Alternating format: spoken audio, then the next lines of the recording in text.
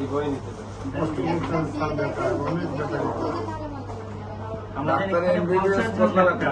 একটাতে যদি 5টাতে যদি আপনাদের ইফেক্টটা বেশি করে সেক্ষেত্রে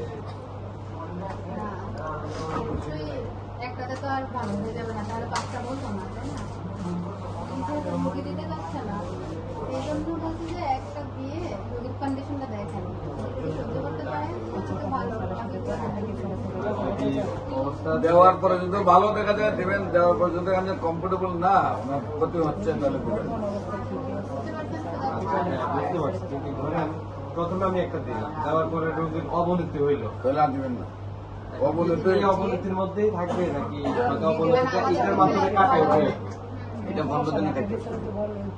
ওইটা বন্ধ করে এটা বন্ধ করে দিলে 15 দিন এটার অ্যাকশন শেষ হয়ে যাবে।